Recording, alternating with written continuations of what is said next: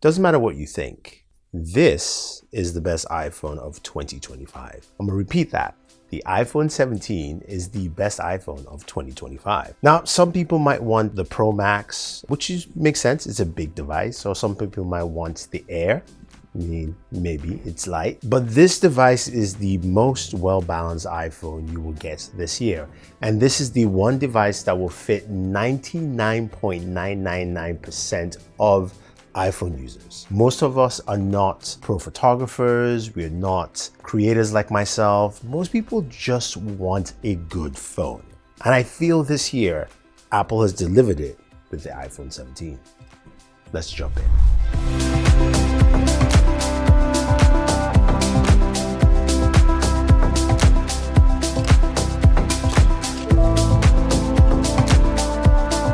I started this video by saying a lot of things about the iPhone 17, and I'm going to stand by it because I really think this device has hit the fine-tuning of what the iPhone should be in terms of hardware. Now, software, if you like iOS or not, that's a whole different case entirely. I'm going to set that aside because what this device does in terms of the hardware, I think is truly impressive. Let's start off with what it actually looks like. It looks like an iPhone that we know from the iPhone maybe 16, 15. It's a familiar look, but it's also well polished and comes in 5 different color variants. We have the sage here, which is probably the best looking color of all the iPhones. We also have the lavender, we have the blue, we do have the white, and we have the black. Enough colors for you to pick your choosing. So people who want that white and black have that option. Unlike, of course, the Pro models, which only has silver, cosmic orange, and deep blue. Besides that, it also is a comfortable size for a lot of people. Now, someone like myself, I tend to use much larger phones like the Pro Max or the S25 Ultra.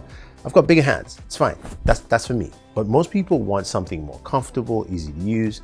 That is this right here. This fits in your hand pretty well. It's nice to use at 6.3 inches, and again, it's very, very comfortable and also very familiar. Another thing, of course, is the display. It's a Super Retina display, and it's also LTPO, which means it has ProMotion. 120 Hz refresh rate on this display is great. Look at that. And of course, we have Gogeta. Wallpaper fans, I'll have the wallpaper for you, or just follow me on Pinterest. It's good. It's finally here. We have ProMotion on the iPhone 17, the base iPhone, which means gamers, we love this. We can get higher refresh rate for our games and don't feel like we're stuck because we do have a very capable processor. But having that also means that you're getting just smooth animations, faster, better scrolling in general. The features that are on Pro devices are actually here on the iPhone 17. Now, another thing, of course, is the chipset. It's powered by the A19 chipset, which is a very, very powerful chip, not a slouch in any sense of the mind. When you look at the Geekbench scores, single core is 3,586, multi-core score is 9,287. Now, when we head over to our GPU scores, we've got a Metal score of 36,857. So really good scores, better than what we had last year with the iPhone 16, and also very close and comparable to this year's devices. So a solid processor, which means, is it good for gaming? That's what you guys want to know, right? Well, let's take a look at some of the games that we played on the iPhone 17. And we played 3 games just to kind of give it a nice range. Of course, Call of Duty Mobile. Base game, it's locked to 60 FPS right now, and it handles at 60 FPS. This game plays smooth, no issues, no slowdowns of any kind. Just remember, this device is designed like previous iPhones, so it will actually connect to your mobile controllers. And also at 6.3 inches, it's a very comfortable size for that. So our next game is Delta Force, which is a game that could go up to 120 FPS, but that is not the case here. It is at lower settings. Again, that could change with updates to the game because of the new processor. But the game plays also very well. This is a game that has an overworld map. So having all those characters on screen, it still handles things very, very well, which is also good. Now, of course, we're playing Genshin Impact, which, as you would expect, does run some high temperatures. And Genshin does really well on this device. Although I did notice at 30 minutes plus into gameplay, I did get a little bit of throttling, it looked like, or at least the screen dimmed down a little bit. That is something to take note, but it still ran at 60 FPS. Fluctuated a little bit, but the average is pretty much 60 FPS. This is a very capable processor, can handle it, but of course, if you really want that extended gaming session, that's what the Pro is for, and also that vapor chamber. This doesn't have a vapor chamber, so that's something that you should be mindful of. But again, if you want to play games on a day-to-day basis casually, this will handle that for you well. Now, of course, when you're playing games, you have speakers built into this, and unlike the Air, which has a single speaker at the very top, this has a stereo speaker setup. So how well does this sound? We've taken the lead.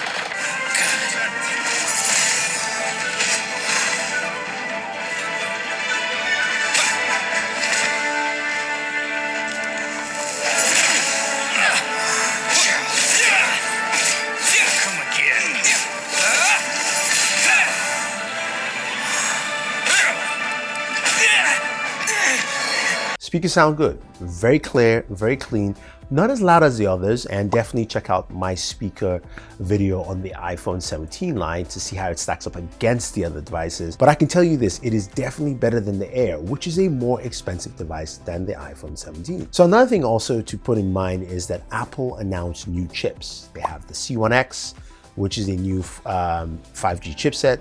It's a continuation of the C1 that came out in iPhone 16e and is now in this device.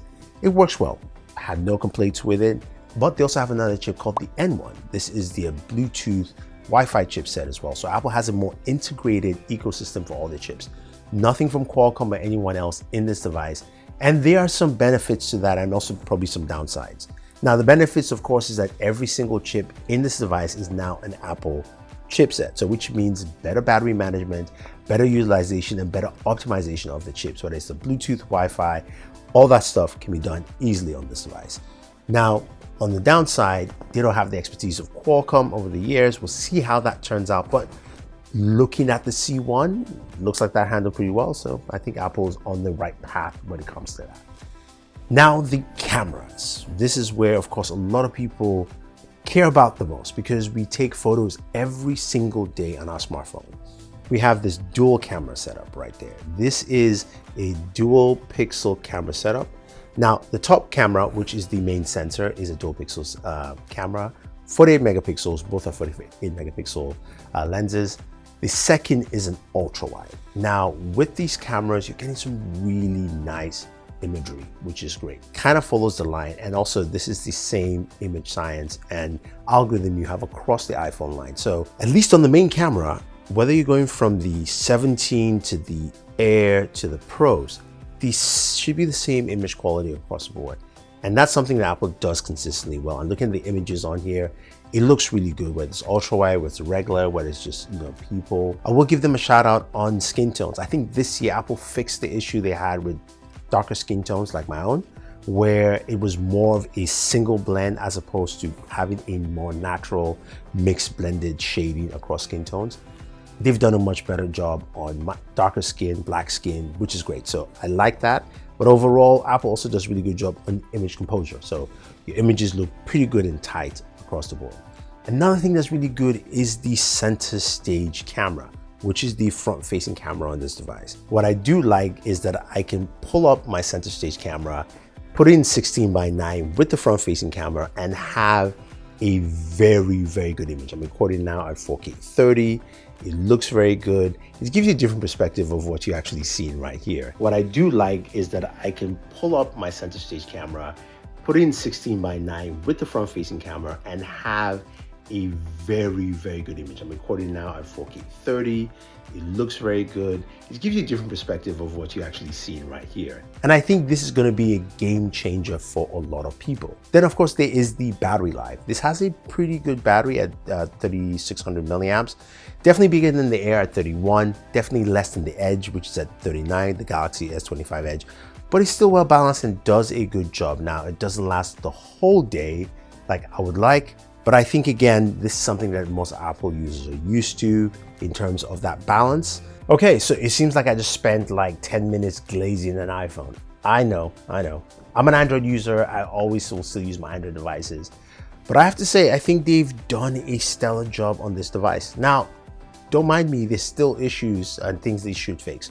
They should be faster charging. I think every iPhone should go up to 65 watts charging. None of this 40, 60, it should all go to 65 watts charging. Yes, they've improved that quicker to 50%, but let's just go to 65 watts. I think also we need a third camera here. 2 is great, 3 is better.